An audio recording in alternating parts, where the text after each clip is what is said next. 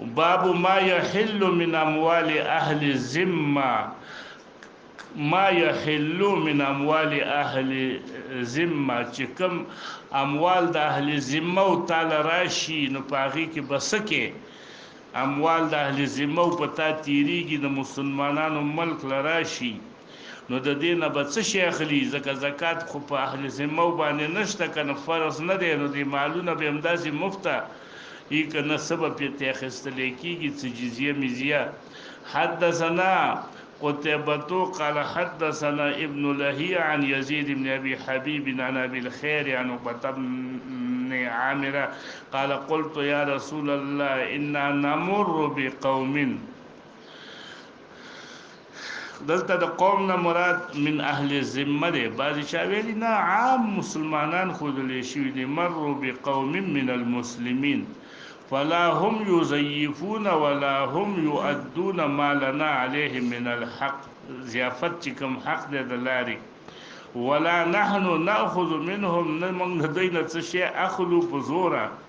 څه وکړو نو موږ سره چې حاجت دی زموږ ضرورت دی نه راکوي نه چې موږ په زوره اخیستی شو. رسول الله صلی الله علیه وسلم ورته او فرمایل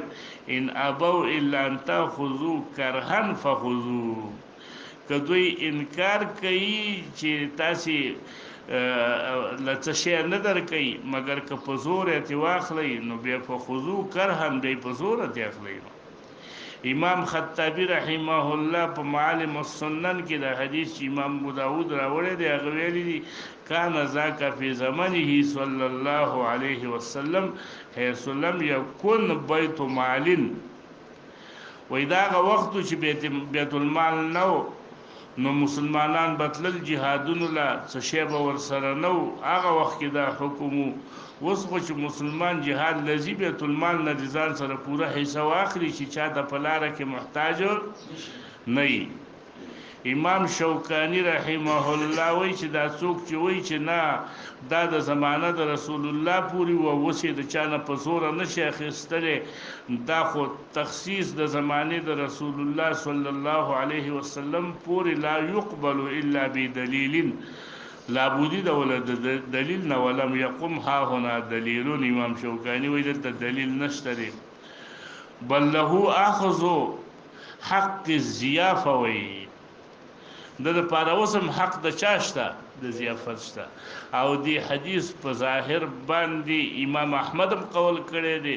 او ظاهر د دې قول مختارم معلومیږي چې بس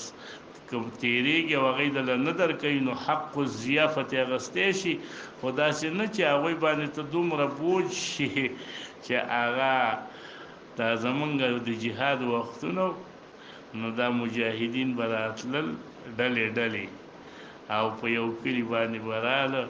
نو هغه غریبانو سره به چې څه وړو یو له به پاخه کړه، ورپسې به په ماغه سات کې نور راله هغه سره به ډانګیو الای منګل راکې کني راکوي منګم وو هغه غریبانو یې سټوري کړي وکړي چې اوس منګه څو کلی پرې خو ځکه وسپای نه کېده. نو د یو روایت کې به ته ګوري چې دا کله شاز نادر داسې چل وشي چې حق د ضیافت باندې دا غوي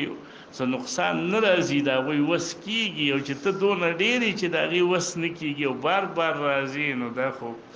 د چا مال په زور د چا نه نشي اخیستل. او دی حدیث کې به دا تعویل دی علماء کړي. ګوره ورته قال ابو عیسی هذا حدیث حسن وقد رواه الليث بن سعد عن يزيد بن ابي حبيب ايضا وانما معنى هذا الحديث انهم كانوا يخرجون في الغزو مجاهدين بوتل فيمرون بقوم، یو قوم د اهل ذمه باندې بتیریدل یا د مسلمانانو باندې، ولا يجدون من الطعام ما يشترون بالثمن، روپیو باندې بیا غسته خو روپو باندې بشي نه پیدا کېده نو سې کړي مجبور استقرار بو. نو د دې قول نه داسې معلومیږي چې دا حدیث چې رسول الله ویل دی چې فخذو کرهن تاسو ته په زور واخلئ، دا په حالت د چا کې دی استقرار کې. وقال النبي صلی الله علیه وسلم ان ابوا ان يبيعوا، کتاسبانی نه خرڅي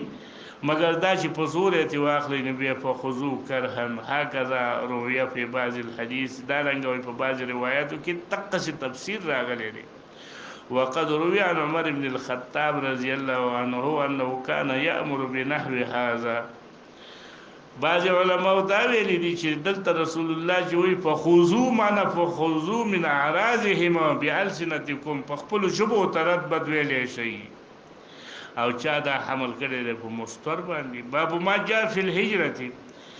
وبه حدثنا أحمد بن عبدة الزوبي قال حدثنا زياد بن عبد الله قال حدثنا منصور بن المعتمر عن مجاهد عن طاووس عن ابن عباس قال قال رسول الله صلى الله عليه وسلم يوم فتح مكة لا هجرة بعد الفتح ولكن جهاد ونية وإذا استنفرتم فانفروا. هجرت نشته رسته